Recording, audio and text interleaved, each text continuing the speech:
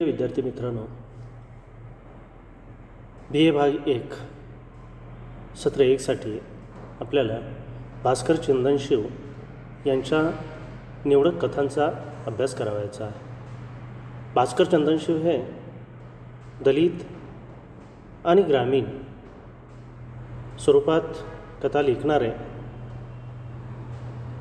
एक महत्त्वाचे लेखक आहेत.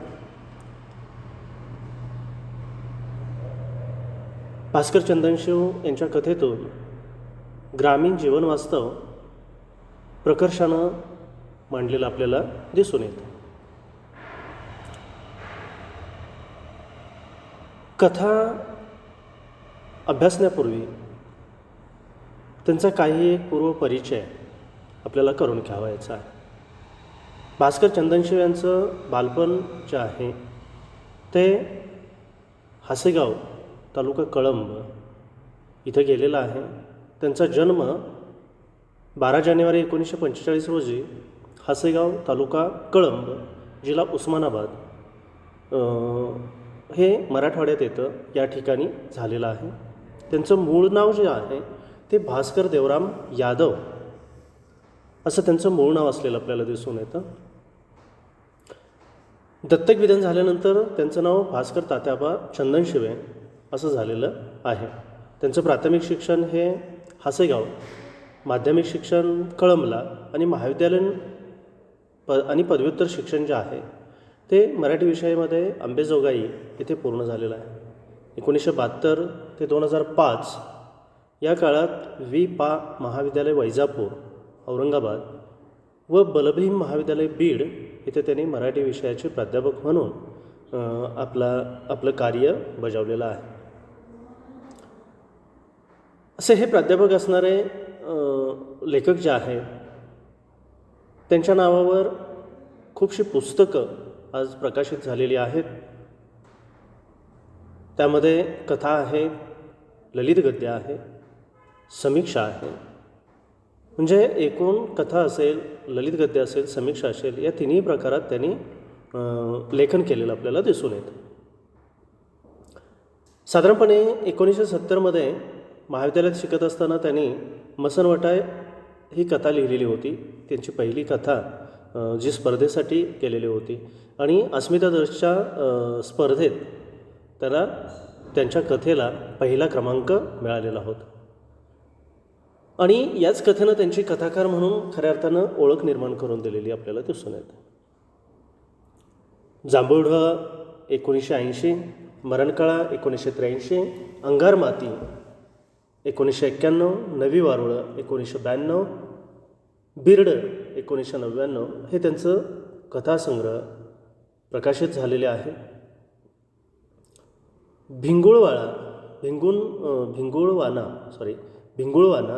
व रानसय हे त्यांचे ललित लेख संग्रह जे आहेत ते प्रकाशित झालेले आहेत. 2003ला हे ललित लेख प्रकाशित झालेले आहेत. खरं तर त्यांच्या कथा जशा वाचकांना आवडल्या तसंच हे ललित लेख संग्रह देखील त्यांचे वाचकांना आवडलेले होते. भूमी आणि भूमिका 1992, माती आणि मंथन 2001, माती आणि नाती 2002 हे त्यांचे विशेष उल्लेखनीय ग्रंथ म्हणून आपल्याला सांगता येते. गाभा फमू शिंदे यांची कविता, सगन भाऊंच्या लावण्या, ताराबाई शिंदेकृत स्त्री पुरुष तुलना या ग्रंथाचं संपादन त्यांनी केलेलं आपल्याला दिसून येतं. म्हणजे असं सर्व साहित्य प्रकारामध्ये विपुल लेखन करणारे भास्कर चंदनशिव हे एक सिद्धहस्त लेखक म्हणून आपल्या समोर येतात. आता असा हा सिद्धहस्त लेखक यांना पुरस्कार कोणते मिळाले, कोणकोणते पुरस्कार मिळाले, कशासाठी पुरस्कार मिळाले याचा जेव्हा आपण विचार करतो तेव्हा आपल्या असं लक्षात येतं की भास्कर चंदनशिव यांच्या अनेक कथासंग्रहांना शालेय विद्यापीठ अभ्यासक्रमामध्ये समाविष्ट करण्यात आलेला आहे. म्हणजे अनेक कथा त्यांच्या ज्या आहेत त्या शालेय असतील, विद्यापीठीय अभ्यासक्रमामध्ये त्यांचा समावेश करण्यात आलेला आहे. त्यांच्या पुस्तकांना महाराष्ट्र शासन, महाराष्ट्र साहित्य परिषद पुणे, बी रघुनाथ भैरू दमानी पुरस्कार सोलापूर, रोहमारे पारगावकर असे अनेक पुरस्कार मिळालेले आहेत. डॉक्टर बाबासाहेब आंबेडकर दलित मित्र पुरस्कार 2002, विद्यापीठ स्तरावरील आदर्श शिक्षक पुरस्कार 1991, 2001 असा डबल मिळालेला आहे त्यांना. महाराष्ट्र फाउंडेशनचा विशेष गौरव पुरस्कार त्यांना 2002 साली मिळालेला आहे. जे असे अनेक पुरस्कार, अशा अनेक पुरस्कारांनी त्यांच्या साहित्याचा आणि त्यांचा गौरव शासनाच्या माध्यमातून असेल, समाजाच्या माध्यमातून असेल किंवा विविध संस्थांच्या माध्यमातून असेल केलेला आपल्याला दिसून येतो. 28वे जे मराठवाडा साहित्य संमेलन भरलेलं होतं उस्मानाबाद येथे, त्या उस्मानाबाद मध्ये भरलेल्या 28व्या मराठवाडा साहित्य संमेलनाचे ते अध्यक्ष राहिलेले आहेत. 30वं अस्मितादर्श साहित्य संमेलन जे भरलेलं होतं कळंबला, त्या कळंबच्या साहित्य संमेलनाचे, अस्मितादर्श साहित्य संमेलनाचे ते अध्यक्ष राहिलेले आहेत. पहिलं मराठवाडा ग्रामीण साहित्य संमेलन जे पळसपला भरलेलं होतं, जिल्हा उस्मानाबाद, या साहित्य संमेलनाचं ही अध्यक्षपद त्यांना मिळालेलं होतं. म्हणजे अशा पद्धतीनं अनेक पुरस्कार त्यांना मिळालेले आहेत. अनेक साहित्य संमेलनाच्या अध्यक्षपदी त्यांची निवड झालेली आहे किंवा काही साहित्य संमेलनाचे अध्यक्षपदही त्यांनी भूषवलेली आहे.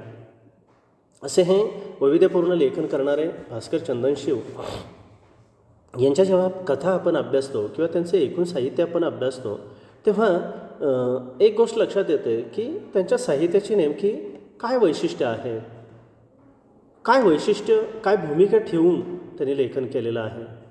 साधारणपणे दलित ग्रामीण नाळ जोडण्याचा जो प्रयत्न आहे किंवा ग्रामीण वास्तव प्रकर्षानं मांडण्याचा जो प्रयत्न आहे तो त्यांनी त्यांच्या कथेच्या माध्यमातून केलेला आपल्याला दिसून येतो. मग अशा ह्या लेखकाच्या लेखनाची वैशिष्ट्य कोणकोणती आहेत हे जर आपण बघितलं तर आपल्याला एक गोष्ट लक्षात येते की साठोत्तर मराठी वाङ्मयाचा जो काळ आहे, तो साठोत्तरी काळ जो आहे तो काळ प्रचंड वेगानं बदललेला आपल्याला दिसून येतो. यामध्ये साहित्याच्या बाबतीत असेल, सामाजिक बाबतीत असेल, आर्थिक बाबतीत असेल, धार्मिक बाबतीत असेल, सांस्कृतिक बाबतीत असेल, सगळ्याच बाबतीत जर बघितलं तर 1960 नंतरचा महाराष्ट्रीय समाज जो आहे तो वेगानं बदललेला दिसतो. त्याच्या विचार करण्याच्या क्षमतेमध्ये परिवर्तन झालेलं दिसतं आणि या सगळ्या गोष्टींचा म्हणजे आपल्या सभोवतालच्या वास्तवाचा पडसाद जो आहे तो पडसाद भास्कर चंदनशिव यांच्या कथेमध्ये उमटलेला आपल्याला दिसून येतो. म्हणजे जरी आपण वर्णवर्ण बदललो असलो तरी आपली जी वैचारिकता आहे ती वैचारिकता कुठे परंपरेला चिकटून राहिलेली आहे का, त्या पारंपरिक वैचारिकतेतूनच आपण आपल्या परिप्रेक्षाकडे पाहतो आहोत काय, हा एक प्रश्न भास्कर चंदनशिव यांच्या कथा वाचताना आपल्याला सतत भेडसावत राहतो आणि त्याचं उत्तरही आपल्याला लगोलग मिळून जातं. म्हणजे अस्पृश्यतेसारखा प्रश्न असेल तर तो अस्पृश्यतेसारखा प्रश्न आजही आपण सर्वधर्म समभावाची घोषणा केलेली असेल, सर्व धर्म समभावानं वागत असेल, आपण सांगत असेल की जातपात या सगळ्या गोष्टी कालबाह्य झालेल्या आहेत, तरीही आज आपल्या वर्तनातून जात गेलेली आहे का, जे असे काही मूलभूत प्रश्न जे आहेत ते मूलभूत प्रश्न या कथेच्या माध्यमातून मांडण्याचा प्रयत्न भास्कर चंदनशिव यांनी मोठ्या हिमतीनं केलेला आपल्याला दिसून येतो.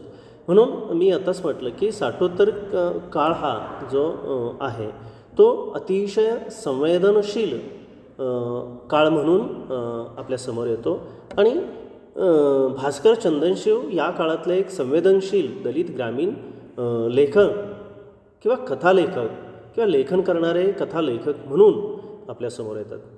आता त्यांनी कोणकोणत्या प्रश्नांना वाचा फोडलेली आहे आपल्या कथांच्या माध्यमातून, तर त्यांच्या समग्र कथांचा जर विचार केला, आपल्याला इथं काही त्यांच्या 6च निवडक कथांचा अभ्यास करावयाचा आहे. तर त्यांच्या समग्र कथांचा जेव्हा आपण विचार करतो तेव्हा आपल्या एक लक्षात येतं की त्यांनी आपल्या कथामधून दारिद्र्य असेल, समाजामध्ये असणारं दारिद्र्य आहे, भूक आहे, उपासमार आहे, अज्ञान आहे, अंधश्रद्धा आहे, दुष्काळामुळं हतबल झालेला शेतकरी आहे आणि तोट्यात गेलेला त्याचा शेती व्यवसाय आहे, याचबरोबर शेतमालाला बाजारभाव मिळत नाही आहे आणि तो न मिळाल्यामुळे निर्माण झालेली शेतकऱ्याची जी आर्थिक मानसिक समस्या आहे ती समस्या ग्रामीण पातळीवर मांडण्याचा एक सच्चा प्रयत्न भास्कर चंदनशिव यांनी आपल्या कथेच्या माध्यमातून केला. त्याचबरोबर ग्रामीण भागातील पतसंस्था असतील, सोसायट्या असतील, यांचा गलतान कारभार आहे. राजकीय मंडळीकडून होणारं भूमिपुत्र आणि भूमिहीनांचं असेल, शेतमजुरांचं असेल शोषण आहे. ग्रामीण भागातील अज्ञान आहे, अशिक्षित स्त्री आहे आणि तिच्या वाट्याला येणारे जे अनेक भोग आहेत, जगण्याचे भोग आहेत, ते भोग आणि अनेकांच्या वासनेला बळी पडणारी दलित स्त्री हा एक कळीचा मुद्दा त्याने आपल्या कथेच्या माध्यमातून मांडण्याचा प्रयत्न केलेला आहे. त्याचबरोबर ग्रामीण राजकारण आहे, गटबाजी आहे, सरकारी योजनांचा बोजवारा, अशा अनेक विषयावर प्रभावीपणे लेखन त्यांनी कथेच्या माध्यमातून केलेलं आपल्याला दिसून येते. येथील बहुतांशी कथा या ग्रामविद्रोह मांडून त्यांनी मानवी मनाचा तळ गाठण्याचा प्रयत्न केलेला आहे. आता प्रत्यक्ष कथा जेव्हा आपण कथेचा सारांश बघणार आहे, कथेची आशयसूत्र पाहणार आहोत, त्यावेळेला ही गोष्ट आपल्या प्रामुख्याने लक्षात येईल. आता त्यांची कथा ग्रामीण चळवळीतून प्रामुख्याने उभी राहिलेली दिसते आणि त्यामुळं रेखीव व मनाला भेटणाऱ्या आणि आशयप्रधान व्यक्तिरेखाटनं जी आहेत ती व्यक्तिरेखाटनं ठसठशीत स्वरूपात किंवा जी कथेमध्ये येणारी पात्र आहे ती ठसठशीत स्वरूपात आपल्यासमोर येताना दिसतात. माणूस हा त्यांच्या कथालेखनाचा गाभा आहे, केंद्रबिंदू आहे.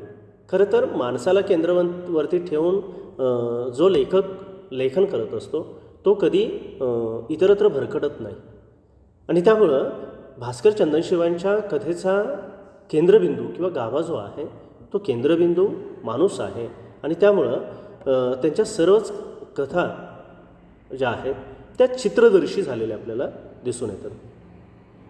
ग्रामीण पार्श्वभूमीवर येणाऱ्या या कथा ग्रामीण वास्तव अतिशय ताकदीनं मांडणाऱ्या आहेत.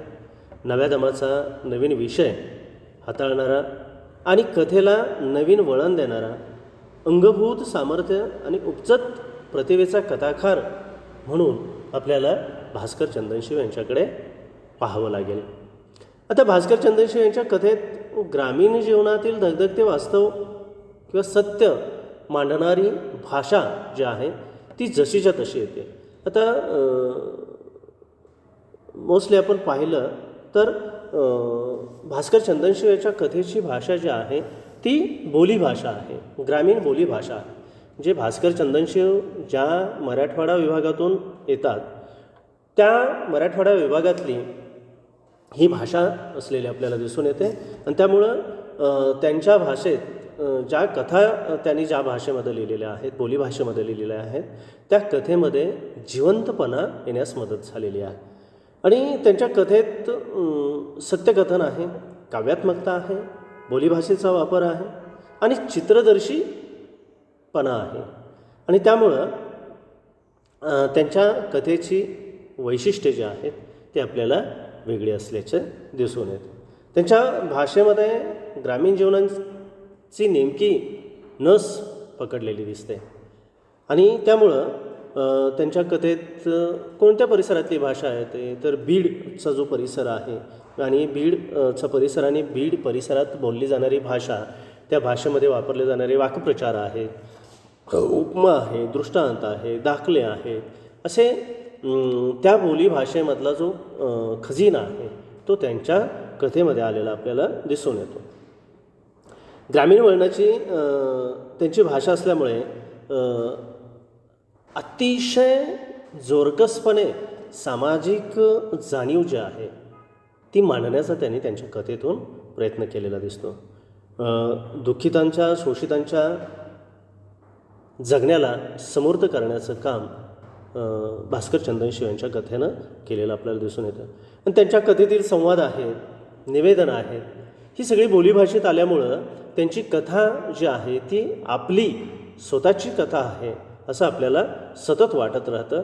आणि ती कथा आपल्यासमोर घडते आहे याचा एक चित्रपट जो आहे, आपण कथा वाचत असताना त्या कथेचा चित्रपट आपल्या नजरेसमोरून सतत असा सरकत राहतो, हलत राहतो आणि काही प्रश्न आपल्या मनामध्ये निर्माण करून जात असतो. भास्कर चंदनशिव हे स्वतः शेतकरी असल्यामुळे त्यांची कथा स्वतःच शेतकरी जीवनाचं चित्र रेखाटताना दिसते आणि वर्तमान पिढीचं दुःख त्यातून व्यक्त झालेलं आपल्याला दिसतं. मराठी कथासाहित्यात ग्रामीण भागाचं खरंखरं जीवन उलगडून दाखवण्याचं जे कार्य आहे ते एक संवेदनशील लेखक म्हणून किंवा संवेदनशील मनाचा कथाकार म्हणून भास्कर चंदनशिव यांनी अतिशय समर्थपणे केलेलं आपल्याला दिसून येतं. आता मराठी कथावाङ्मय आणि भास्कर चंदनशिवाचा काय संबंध आहे हे जेव्हा आपण पाहतो तेव्हा एक गोष्ट महत्त्वाची आपल्या लक्षात येते की मराठी वाङ्मय प्रकार जो आहे त्या वाङ्मय प्रकारामध्ये कथेला अतिशय महत्त्व असलेलं दिसतं. कथा वाङ्मय प्रकार हा अतिशय महत्त्वाचा वाङ्मय प्रकार आहे आणि त्यामुळे कथा सांगणे व ऐकणे हा मानवाचा फार प्राचीन काळापासूनचा आवडता छंद आहे. म्हणजे आजही आपण चिमणीची आणि कावळ्याची जी गोष्ट ऐकतो ती चिमणीची कावळ्याची गोष्ट 12व्या शतकामध्ये सुद्धा अस्तित्वात होती. चक्रधर स्वामींनी मदाई सेलत ही गोष्ट सांगितलेली होती आणि त्यामुळं त्याच्या अगोदरच्या कितीतरी शतकांच्या काळामध्ये ती अस्तित्वात असावी.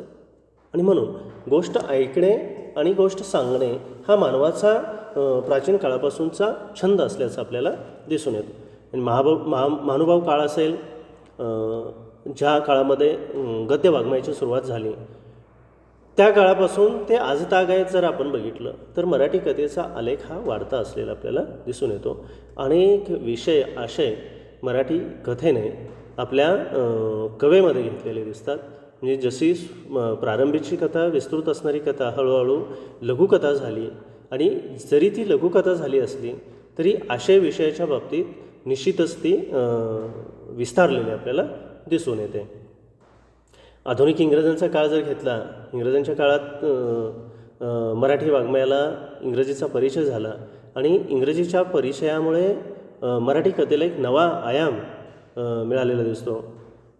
याच कालखंडामध्ये हरिभाऊ आपटे असतील त्यांच्या स्फुट गोष्टी ज्या आहेत त्या स्फुट गोष्टीपासून हा जो ग्रामीण कथेचा प्रवास सुरू झालेला आहे त्याला 1945मध्ये गंगाधर गाडगीळ असतील, अरविंद गोखले आहेत, पुबा भावे आहेत, व्यंकटेश माडगुळकर या सगळ्या प्रथित यश लेखकांनी ग्रामीण कथेला आकार दिलेला दिसून येतो.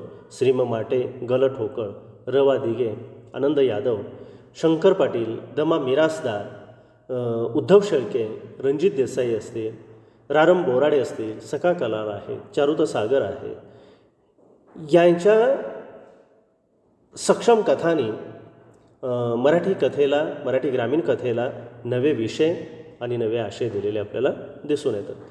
तर ग्रामीण कथेबरोबर समकक्ष कथा म्हणून दलित कथा ही 1960 नंतर विविध अंगांनी बहरलेली दिसून येते. ग्रामीण भागात दिसून येणाऱ्या जीवनसंघर्षाला फार मोठी जी दलित वेदनेची बाजू आहे ती दलित वेदनेची बाजू दलित कथेनं मांडण्याचा प्रयत्न अगदी हिरिरीने केलेला आपल्याला दिसून येतो. यामध्ये अण्णाभाऊ साठे असतील, बाबुराव बागुल आहेत, शंकरराव खरात आहेत, वामन होवाळ आहेत, केशव मेश्राम आहेत आदी दलित कथाकारांनी हे मोठ्या ताकदीने हे विषय हाताळलेले आहेत आणि दलित कथेला एक समृद्धता प्राप्त करून दिलेली आपल्याला दिसून येते.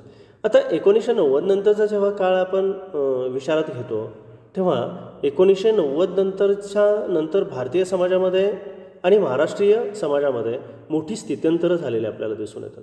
पिढ्यानपिढ्यांची जीवनमूल्य बदलली.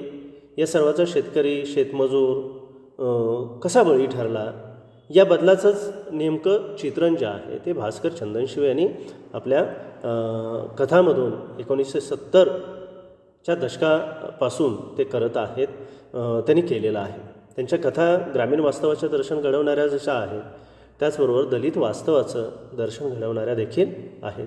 जांभळढो असेल, मरणकाळ असेल, अंगारमात्या आहे, नवी वारुळं, बिरडं हे त्यांचे कथासंग्रह प्रकाशित झालेले आपल्याला दिसून येतात. आता या सगळ्या कथासंग्रहामधल्या निवडक काही कथांचा अभ्यास आपल्याला इथे करावयाचा आहे.